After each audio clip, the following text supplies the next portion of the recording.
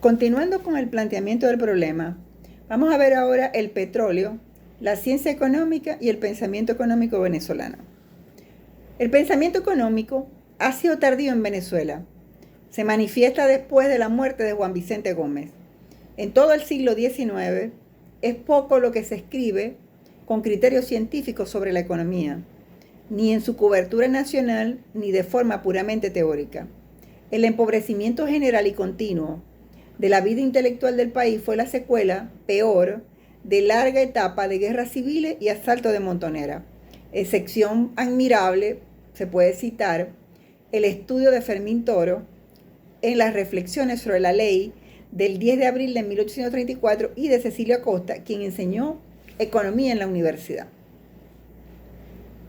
Cuando en 1936, después de la muerte de Juan Vicente Gómez, los dirigentes políticos quieren evaluar la situación económica del país y su perspectiva, van a tropezar con la increíble penuria de falta de información y estudios. No existía un esbozo de la balanza de pago para 1935, no existía un índice general de precios, en la universidad apenas se enseñaba economía política como una asignatura más del plan de estudio de la Escuela de Derecho.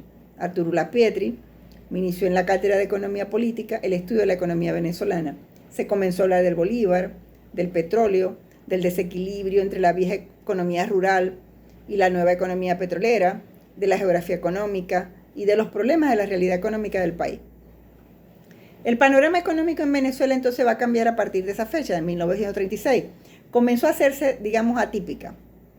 Se dará la pugnaz coexistencia de dos economías, una basada en la riqueza y actividad tradicional vinculada a la agricultura, y se va a dar también otra basada en la riqueza petrolera, de manera reciente y creciente, y tenía muchos aspectos de enclave extranjero, manejado, como ya dijimos, por las grandes empresas transnacionales e íntimamente conectado con la acción del gobierno nacional. Las cambiantes condiciones del país lentamente van a preparar el ambiente para el reconocimiento de la disciplina de economía política como un campo científico particular. No era en modo alguno que a la disciplina se la ignorara en los cursos universitarios.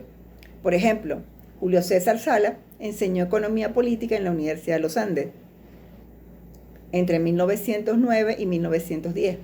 Arturo Lapietri enseñó en la Universidad Central de Venezuela utilizando una obra clásica titulada Sumario de Economía Venezolana para el libro de los estudiantes, escrita en 1939.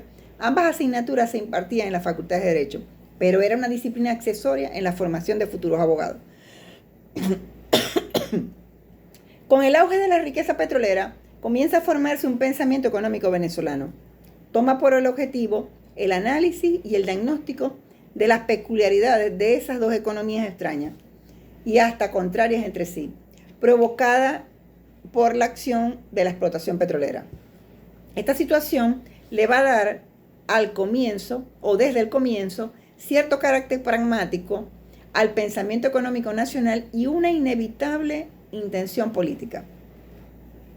Para afrontar los desafíos de la transformación de Venezuela después de la muerte de Juan Vicente Gómez, era necesario entonces darle prioridad a la formación de economistas, con la finalidad de diseñar nuevas estrategias y políticas económicas. No obstante, ninguna de las universidades nacionales había considerado todavía la posibilidad de crear una escuela destinada al estudio de la ciencia económica. Si se efectúa un examen retrospectivo, se observa que la presencia de la mencionada disciplina fue muy restringida. En 1840, en el contexto de la naciente República Venezolana, se da la fundación de la Cátedra de Economía Política, como ya hemos mencionado, pero para la carrera de Derecho en la Universidad Central de Venezuela. Otra innovación académica que vamos a concebir a comienzos del siglo XX es la incorporación de la Cátedra de Hacienda en 1909 en la Facultad de Ciencias Políticas y Jurídicas de la Universidad Central de Venezuela. Prueba de la necesidad de enseñanza especializada de esta área de la Hacienda Pública fue el caso de Román Cárdenas, quien fuera ministro de Hacienda del general Juan Vicente Gómez y que además le solicitó que ocupara dicha cátedra. Otro importante ejemplo que tenemos para la época fue el de Gumersindo Torres, médico de profesión, quien se desempeñó como ministro de Fomento del presidente Gómez también durante varios años, quien además focalizó su atención en el marco legislativo en materia de hidrocarburos. El gobierno que se conforma después de la muerte de Juan Vicente Gómez, presidido por Eleazar López Contreras, acometió sustanciales cambios en materia económica y social, con la cooperación de Alberto Adriani, ministro de Agricultura y Cría, ministro de Hacienda, quien había realizado estudios doctorales en ciencias económicas en la Universidad de Ginebra y Londres. Adriani, junto con otros notables especialistas, tuvo un papel importante en la formulación del programa de febrero de 1936, compendio de un amplio proyecto de transformación económica y social. En 1938, este gobierno proclamó el Plan Trienal, primer instrumento de planificación puesto en práctica en Venezuela, y va a representar el punto de partida de las políticas sociales en el área de educación y salud. Este plan ofrecía una propuesta de modernización económica mediante el fomento de la producción agrícola e industrial. En dicho plan estaba contemplada la constitución de un banco central. Se hicieron estudios que contaron con la colaboración del economista germano chileno Hermann Matt. El Congreso Nacional de la República aprobó en 1939 la ley del Banco Central. En medio del estallido de la Segunda Guerra Mundial, entre 1939 y 1945, va a emerger perturbaciones dentro de la economía venezolana y se crearon instrumentos de política económica, tales como, en 1940, el régimen de control de cambios, en 1942, la ley de impuestos sobre la renta, y en 1943, la ley de hidrocarburos. Asimismo, uno de los anhelos que tenía Alberto Adriani se cumplió el 28 de octubre de 1938 con la creación de la Escuela Libre de Ciencias Económicas y Sociales. Posteriormente se crea la Facultad de Ciencias Económicas y Sociales en la Universidad Central de Venezuela en 1939. Esta iniciativa fue asumida por Arturo Lapietri, José Joaquín González Gorrondona, Tito Gutiérrez Alfaro y José Manuel Hernández Rom.